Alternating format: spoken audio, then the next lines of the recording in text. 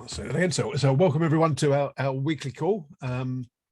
This week, as you're hopefully all aware, we're going to talk a little about the progress with DNS-over-QUIC, which we sort of touched on sort of just over a year ago, actually. We're going to do DNS-over-QUIC in two parts, as it happens. So this week, Sarah and Alison, who are both on, have kindly agreed to join us and just give an update on where things are at with the sort of standard itself, how that's progressing, any outstanding issues, sort of views of the ISG that they're aware of, or anything else that they care to mention. So entirely up to them what they cover.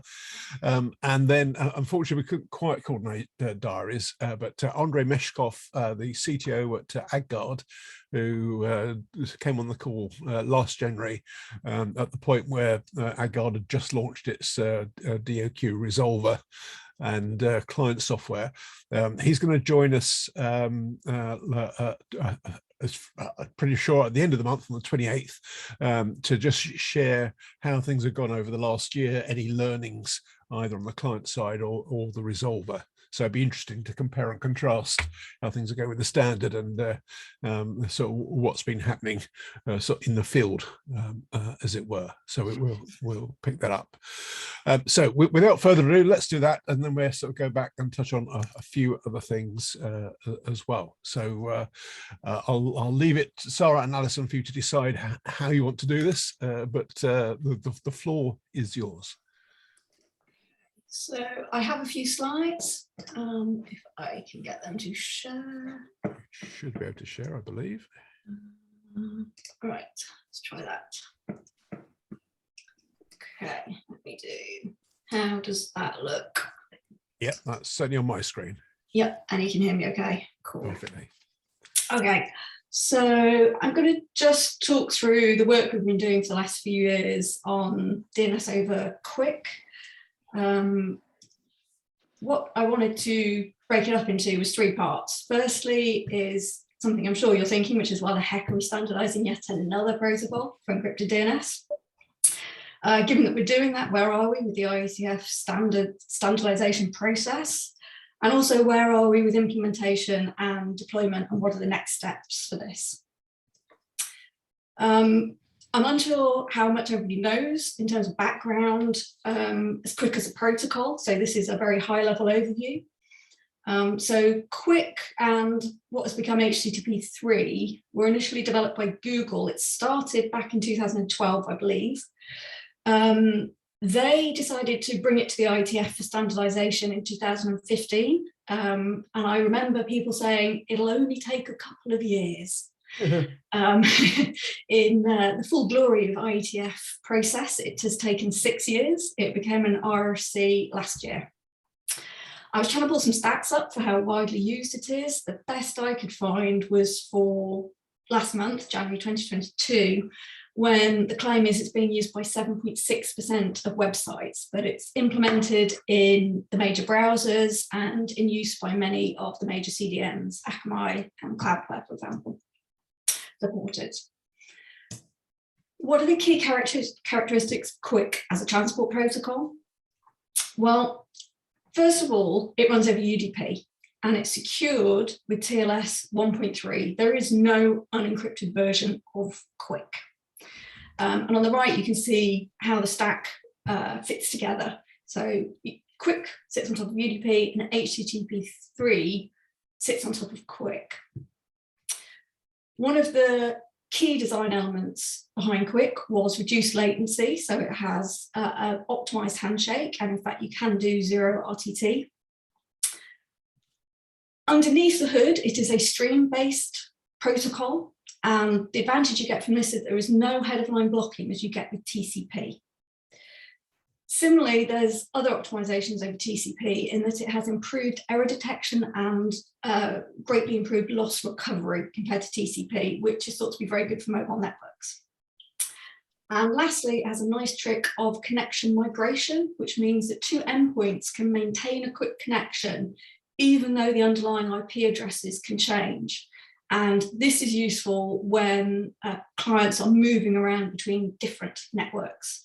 So a lot of thought has been put into how this can work on the modern internet. And just to reiterate, HTTP 3 is a version of HTTP that specifically runs over QUIC. So HTTP 1 and 2 run over TCP, 3 runs over QUIC. They're actually different protocols in that sense. So a bit of background as to where DoQ came along. So DNS-over-QUIC, DoQ. Very early, it was realized that QUIC would be a very good fit for encrypted DNS. Obviously, the low latency is very attractive, and it runs over UDP with all the benefits I just described.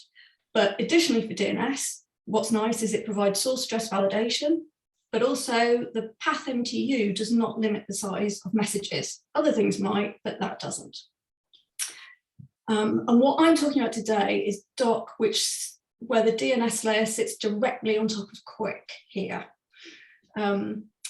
Unfortunately, quite early on, the QUIC working group decided that version 1 of QUIC, as they developed it, would only support HTTP 3 in the application layer. It wouldn't support DNS. So we've had to wait until it became a standard to really move forward with getting, before QUIC became a standard, before we could move forward with DoQ. So before that was decided, we actually produced a first draft of the mapping for how to run DNS over QUIC in April 2017. Now, at that point, we were only talking about stub to recursive in the same fashion as DoH and DoT are actually only specified for stub to recursive. However, a lot of people saw the advantages in it, and as we'll hear from Andre, AdGuard actually launched a beta of the service, I believe, back in 2018, and have been developing it and running it ever since. Once QUIC moved much more towards becoming an RFC early in 2020, the DPRIVE working group actually adopted the draft for QUIC, and at that point again, it was stub to recursive only.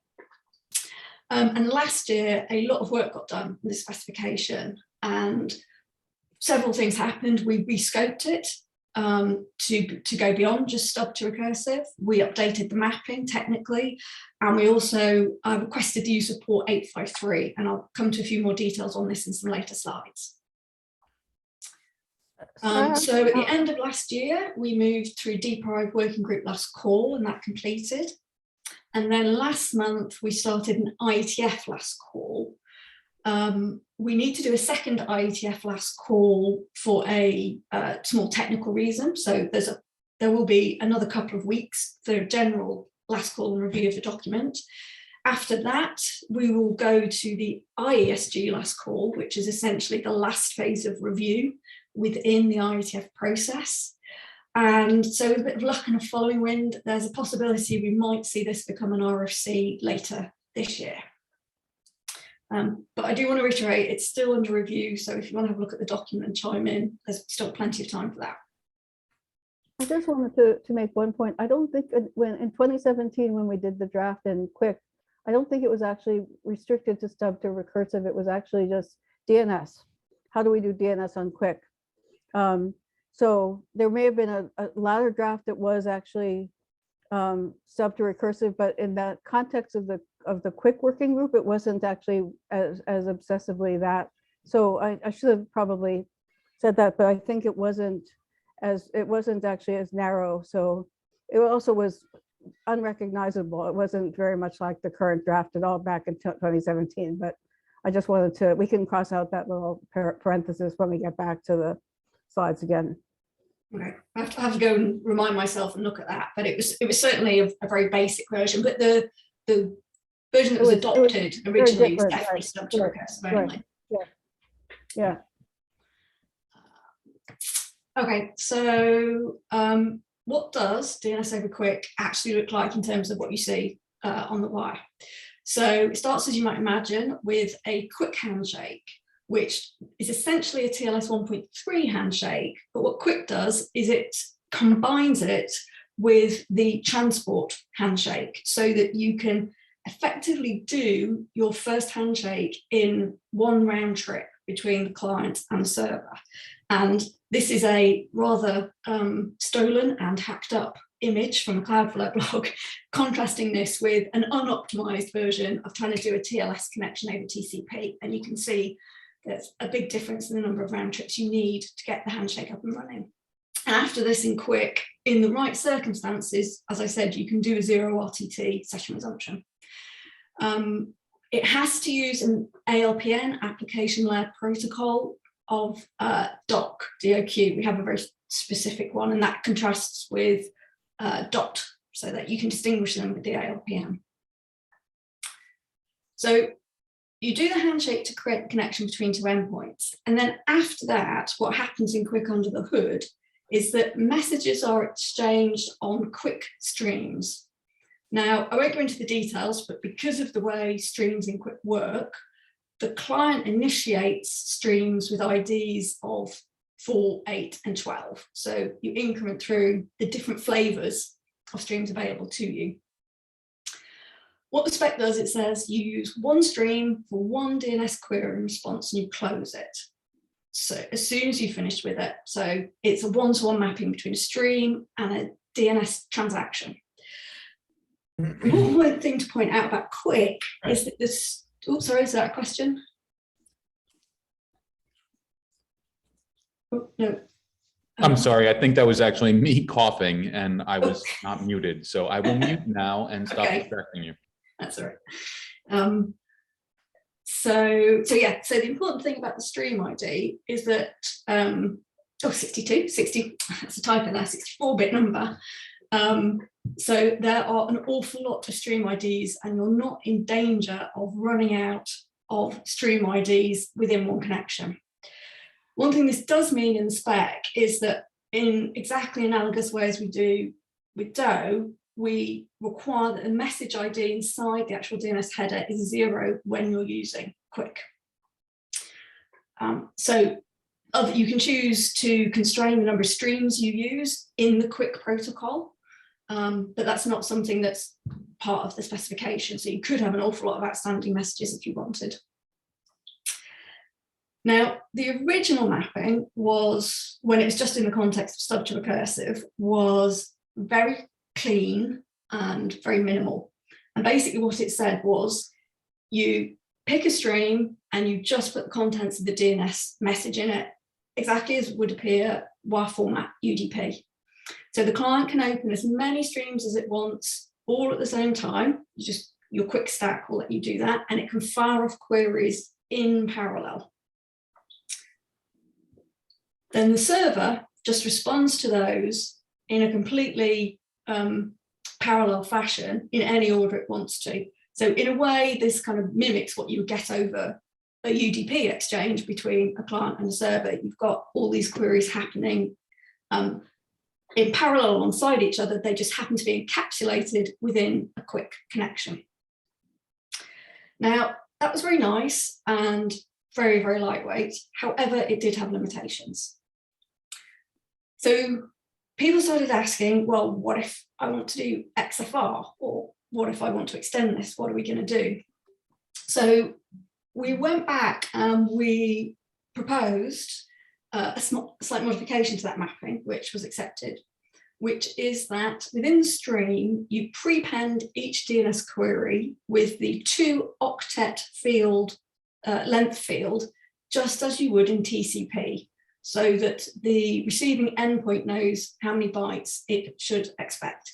And in the mapping, we do this both on the queries and on the responses. So the client still sends the message over the stream and closes the stream immediately and cannot send another query on that stream. That's a protocol error. The server can send multiple responses on that stream until the message flow is complete, then it closes the stream. So you're kind of getting the best of the UDP and TCP world here, where we've got flexibility in what we can do with messages, but they can happen completely in parallel with no header line blocking here. The other thing that came out of rethinking mapping was that people wanted to extend DoQ to be a general purpose protocol. AdGuard were reporting that they saw very good performance with their client server deployment, particularly in mobile networks. With the more flexible mapping, XFR is now possible. There's a separate RFC for XFR over TLS, which came out last year, and DoQ is another obvious transport to use for that. But what's happened particularly in the last sort of 6 months, year, there's been a lot of interest in using DoQ for the recursive to authoritative path, because that's been getting quite a lot of attention. Echo was speaking about this last week. People are trying to figure out, how do you do it, opportunistic or authenticated? But in terms of the protocol, DoQ seems very attractive. If you have to authenticate on that path, you really, really do want the lightest weight protocol you can have. You want to have options to optimize your latency. And QUIC is now maturing as a protocol as it deploys. So it looks like a good candidate to use there. The other thing that this raised as a question, if it's going to be used as a general purpose protocol, is what should we do about the port? And we had some funny games with this in the IETF. We originally started out picking a available port, 784, to propose to be used for experiments. And I believe AdGuard are actually using that port. They may still be, but they certainly started out using that. Then we flipped over to a couple of other ideas, and then eventually quite a few people had said, why aren't we using port 853 to pair it nicely with DOT?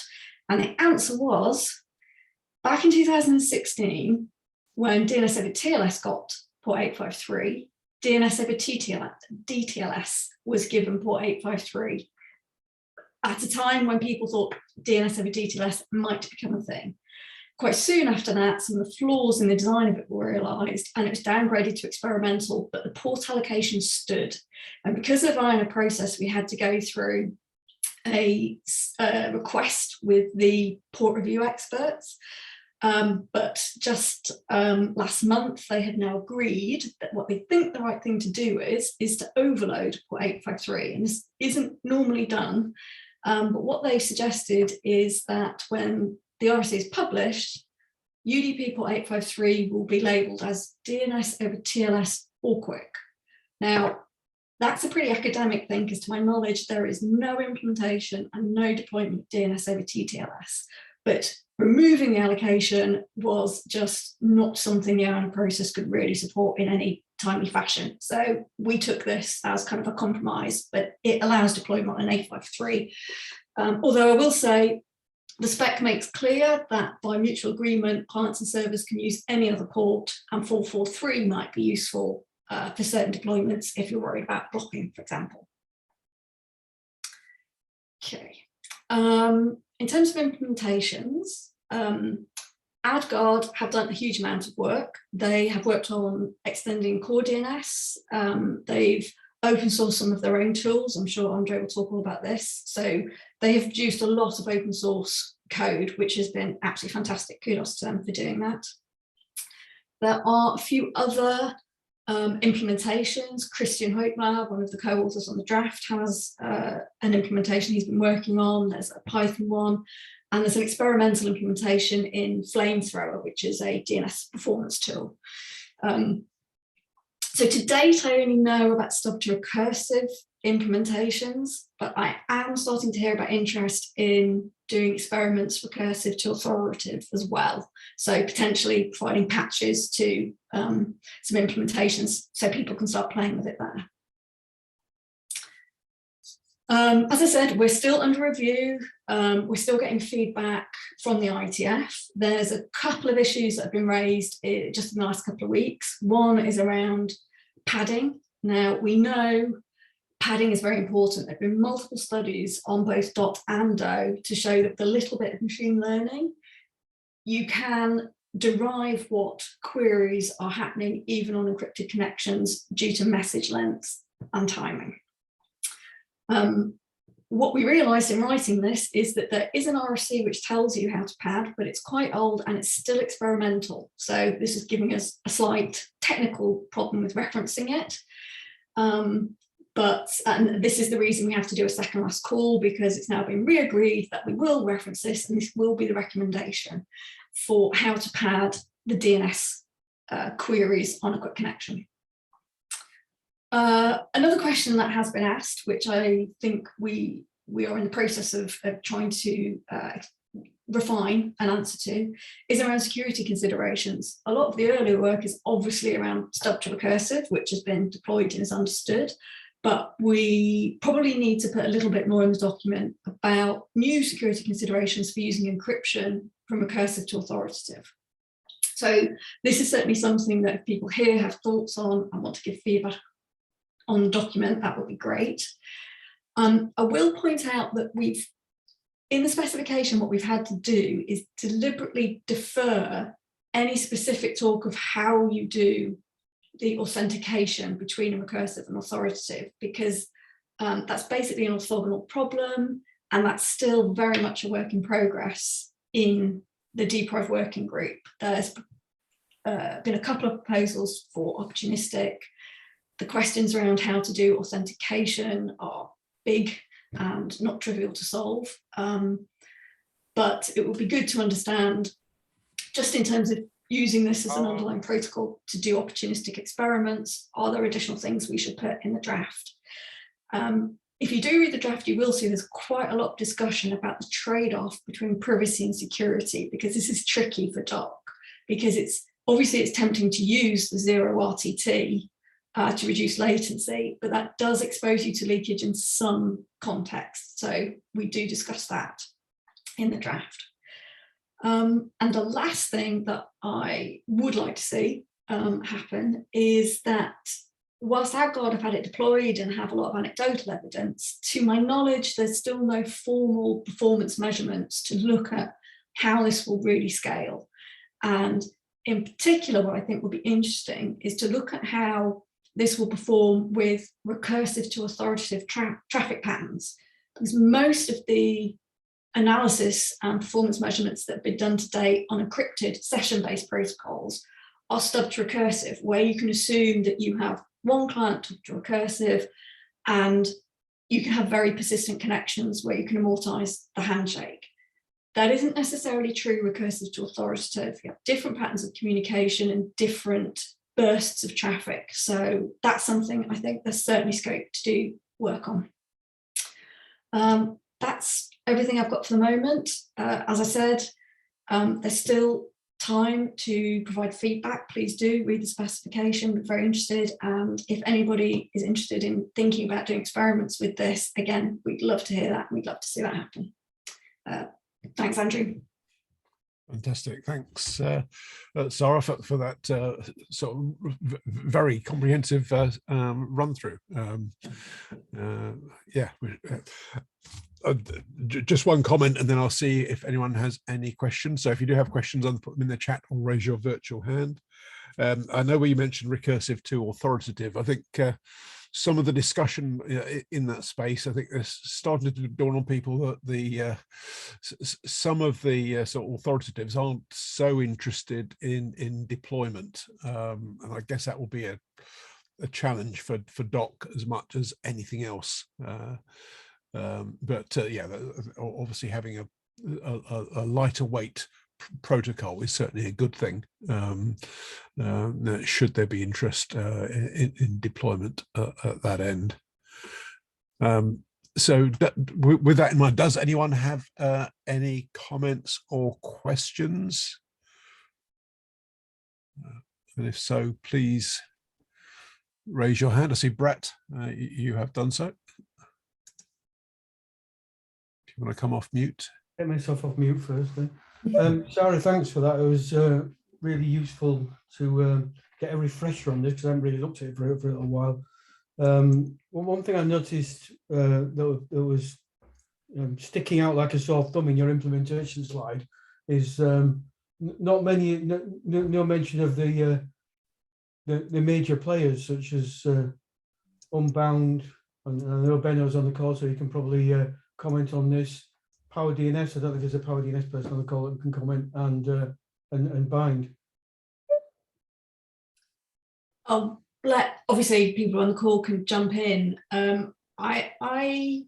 My sense is there isn't that much interest in implementing it for stub to recursive because, for example, Bind has just invested a huge amount of energy in implementing DoH and DoT.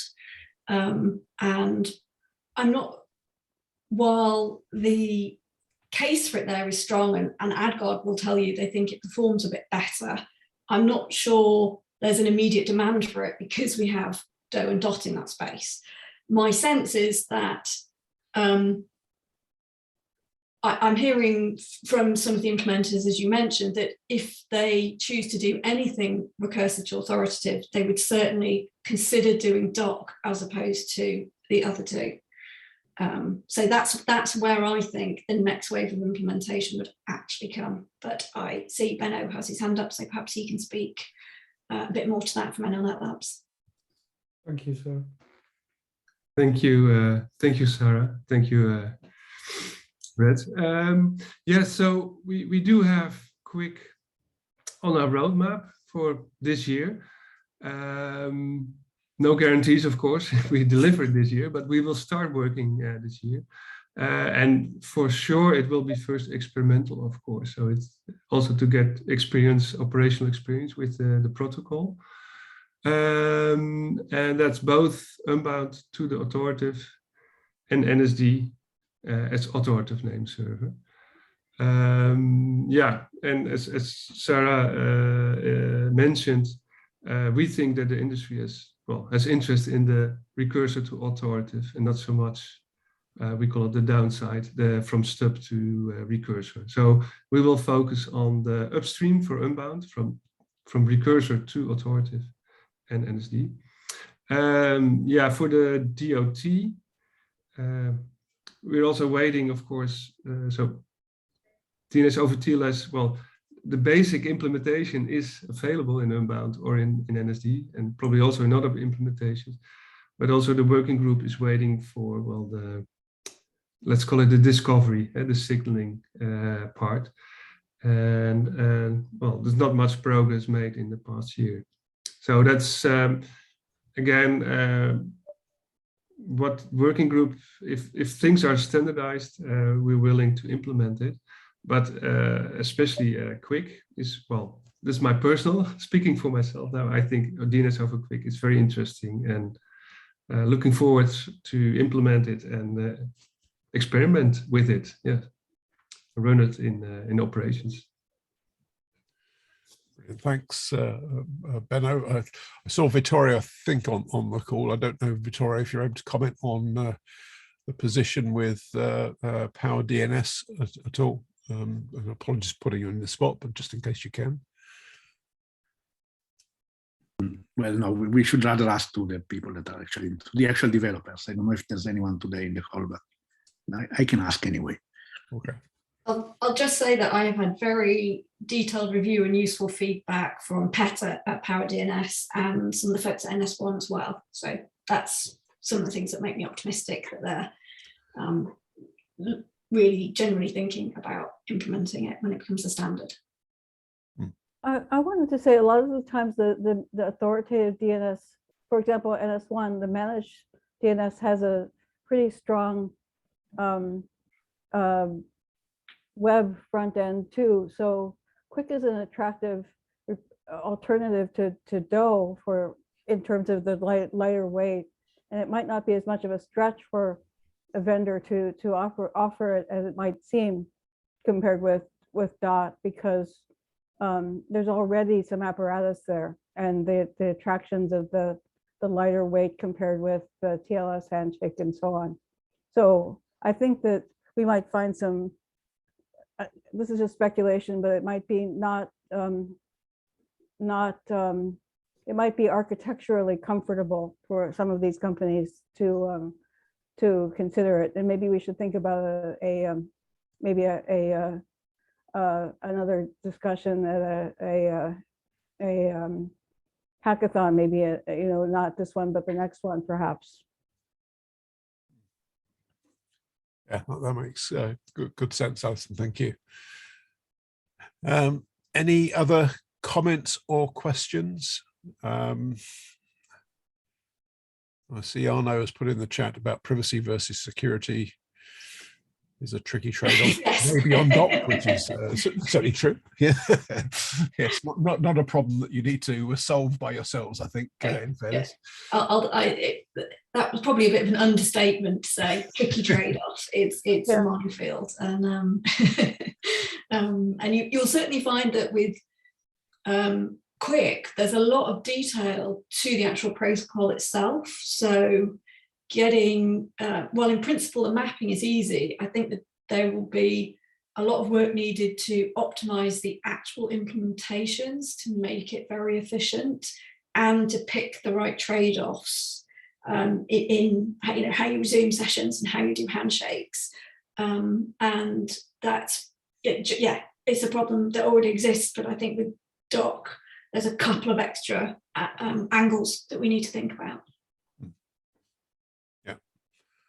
Actually, if I may, Sarah, again, thank you very much for this presentation.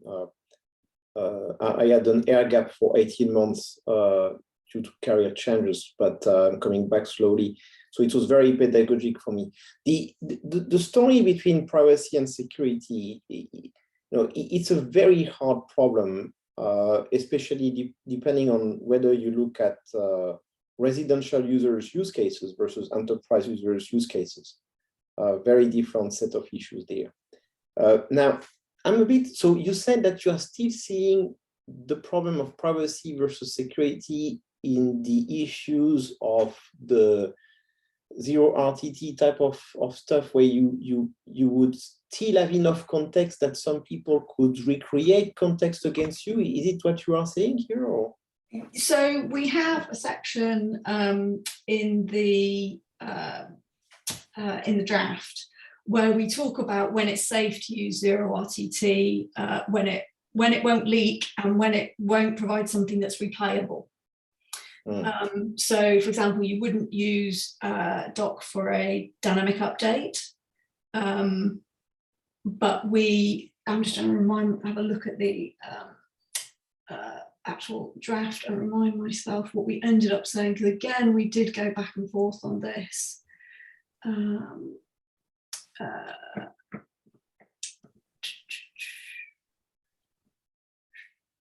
That's right. So, so anything that could be replayable shouldn't be sent in zero RTT. And there's actually an error code where the server can respond with too early to say, I won't send you the response before I complete the handshake, because the response would contain sensitive data, something.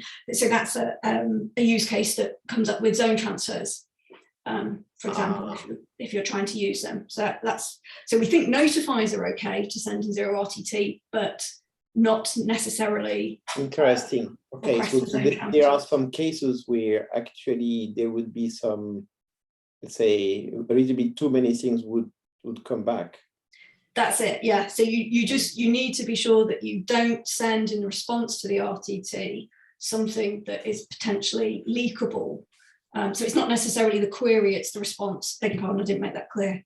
And the other obvious place where the trade-offs are coming are between using session resumption and session tickets and enabling greater tracking of users. So again, that's a place where you have to pick and choose latency over privacy.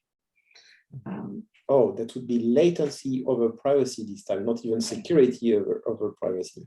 Yeah, so so you've got all three interplaying in QUIC, which I wasn't going to get into the nitty-gritty details of, but that's some of the choices that will have to be made. To be fair, I recall that particular point coming up in discussions about DoH as well. Sarah, yes. So, yeah, it did. So fascinating. Okay, so thank you, Sarah. Very interesting. Welcome. Thank you. All right, see, Kevin, you've raised your hand. Do you want to come off mute? Yes, thanks, Andrew, and thank you, Sarah. Really great presentation. You've talked about latency, and that's of course good. So just a comment on cellular radio. Yep. So we may have all noticed that cellular signals can be volatile. So given the sheer volume of DNS requests that the operators see, I think this is a really good thing, because the reduced handshakes and eventually zero RTT can really benefit spectral efficiency and hence performance. So yeah, just to add that into the mix, it's quite a consideration if you're a mobile operator. Thank you. I think it's one of the things that I remember Andre mentioning when he talked about their use of it, was that overall they saw reduced bandwidth usage compared to DOT, and that was one of the things that swung it for them. Just because the whole handshake process is lighter.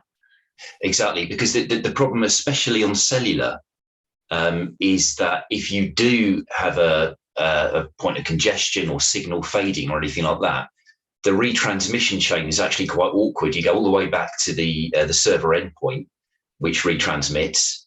However, the lower physical radio layers are already queuing and trying to retransmit. So avoiding that scenario by getting everything done in one hit is a real benefit. Thank you. And I understand that it's when you've actually got the connection, it's much more robust to packet loss as well, because of this new recovery mechanism, which is superior to what you have to deal with on TCP. So I think it was one of the fundamental design principles where they wanted to improve over TCP when they were looking at QUIC, was improving that. And again, it feeds into this idea of, this connection migration. You can move, your IP address, the client IP address can change, but you can maintain the QUIC connection over that. So there's a lot of neat tricks they've applied.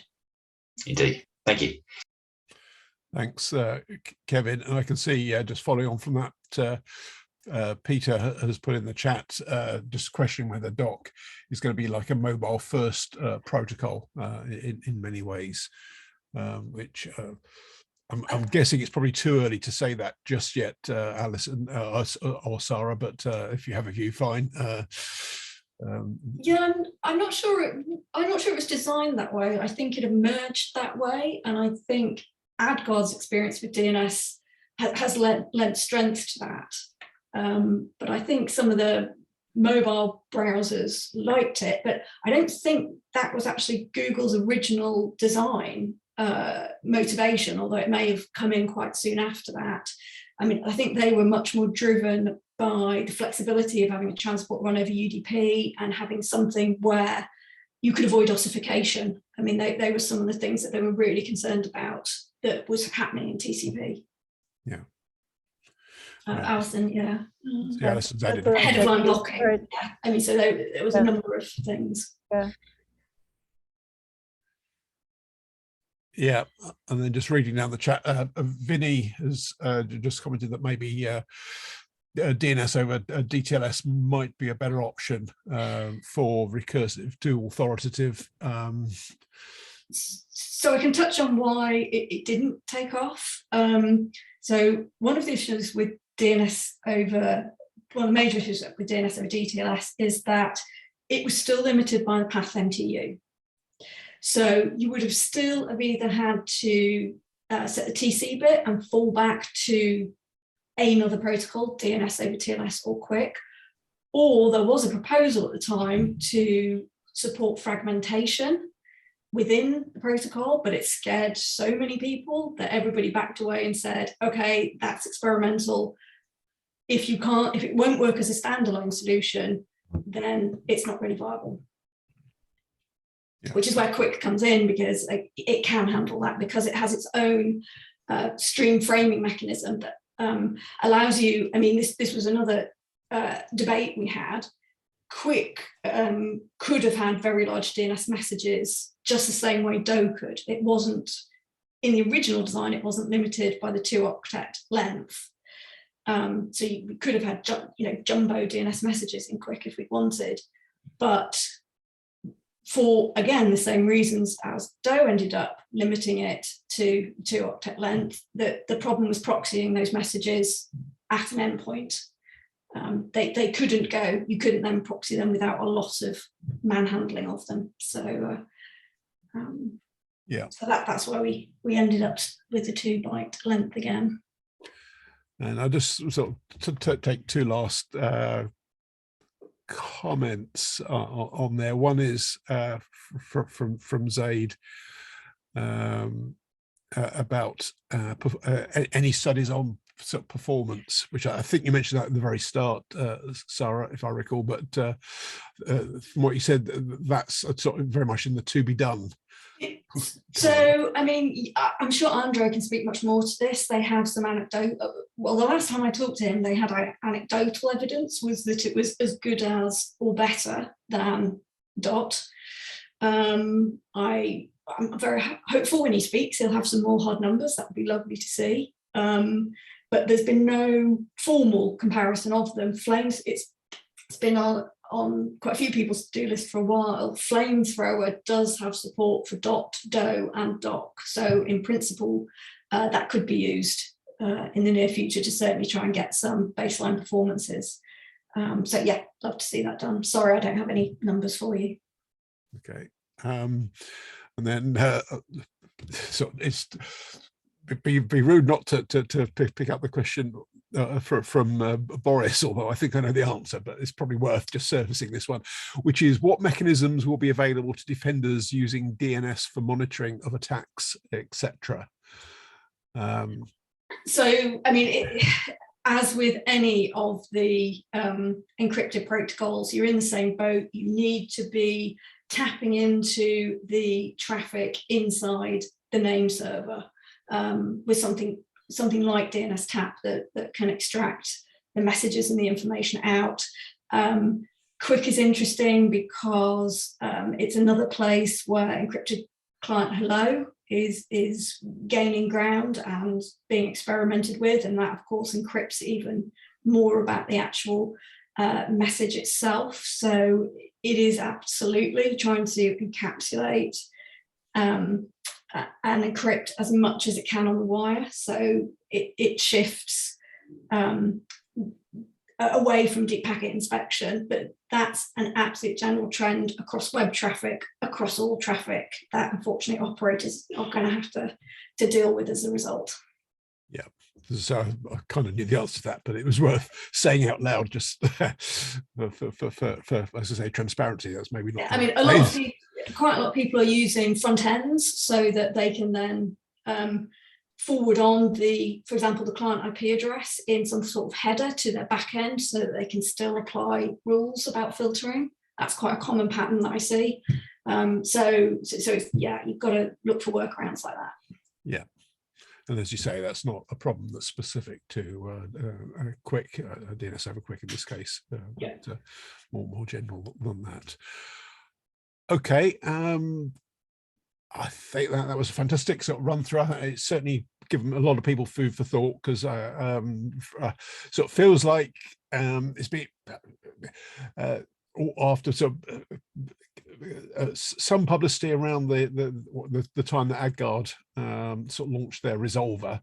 It's then taken a lower profile, albeit not for the people actually doing the work, but for other people just monitoring. So I think that's really timely to have such a thorough update, particularly if, as you say, possibly the standardization process might complete this calendar year. So it's definitely one that people need to start paying more attention to now. So appreciate the run through, Sarah and Alison, and well, as I said, we should have Andre on around the end of this month, and then we can see if for example, if he's got any actual performance benchmarking and so on, which will be quite useful. Yeah, looking forward to that. Fantastic. Right, thank you both, much appreciated. And yeah, no doubt we'll have an interesting session with Andre at the end of the month. So with that in mind, let's then move on to other things. So I'll just give a couple of quick updates, and then there's maybe a couple other items which we'll come on to. So let me firstly then share my screen. So we move away from the TARDIS to a rather different environment.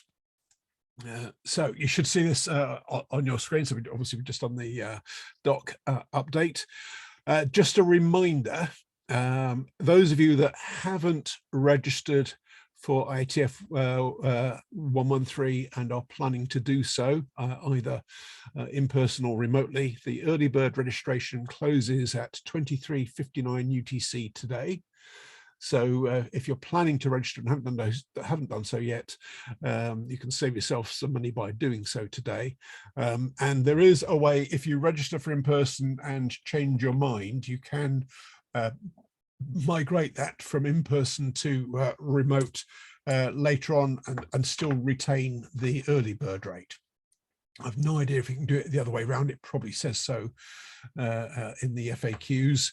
But yes, if you might go but aren't 100% sure whether you go in person or online, then it's maybe worth registering to go in person whilst you get the benefits of the early bird rate, whichever you ultimately go for. The other thing to touch on is DNS-over-QUIC. The agenda is now published, and that's for the 17th. That's coming up in a week and a half or so. It's the day after NANOG 84 finishes, and it's a hybrid event, as you would expect in these times. So it's either online or you can attend it in person in Austin, and it's the same venue as NANOG. So obviously you can move seamlessly from one to the other if you're there in person. Two other things just briefly, and then we'll maybe come back to DNS-over-QUIC. Just a couple of things from the sort of news headlines this week. In case you missed it, Shaw became the first Canadian ISP to be added to the Mozilla TRR program. I think I'm right in saying Canadian Shield is already part of it, I think, but Shaw's the first ISP within the Mozilla TRR program.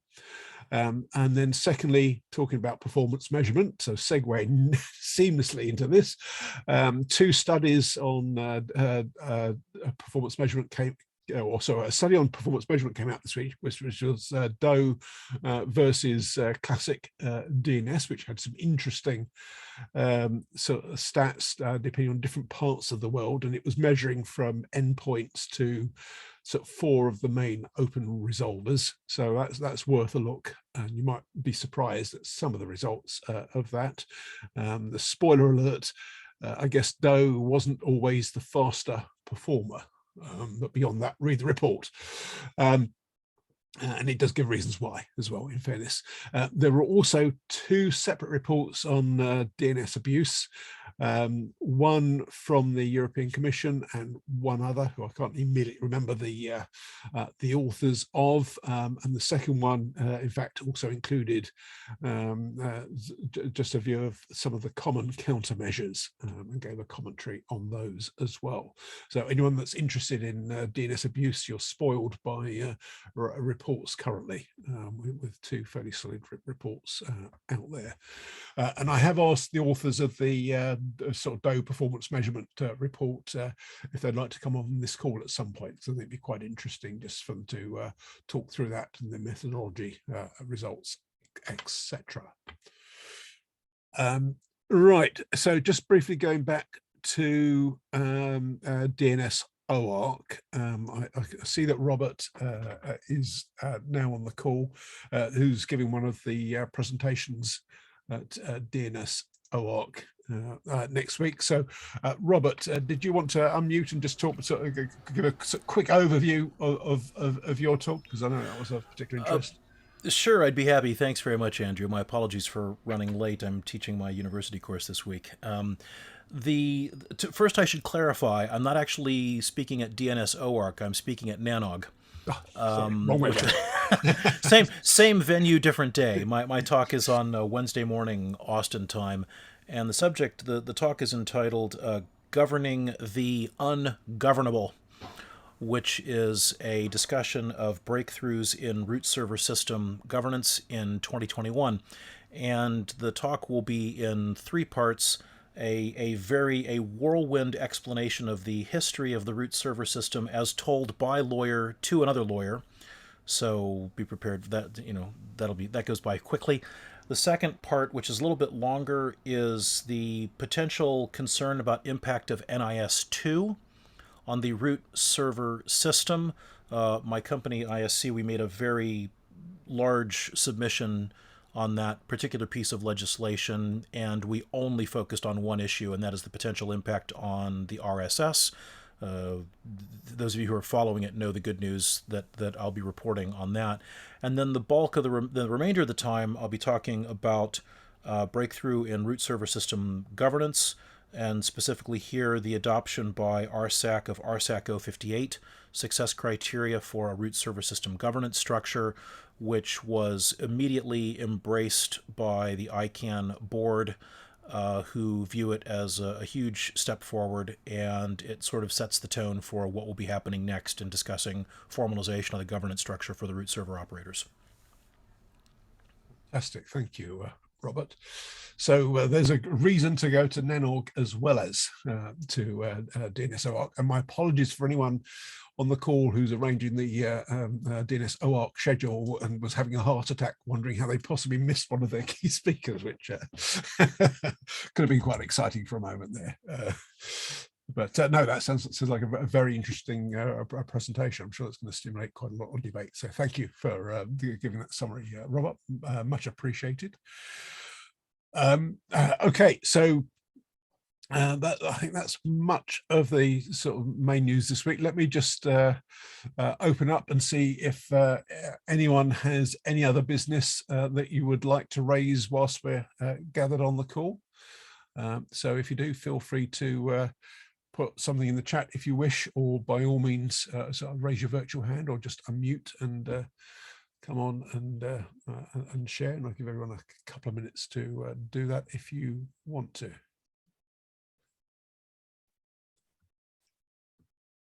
Hi, this is Vinny. I just wanted to give an update on what we're doing on Cisco umbrella DNS. So we've added DNS over TLS.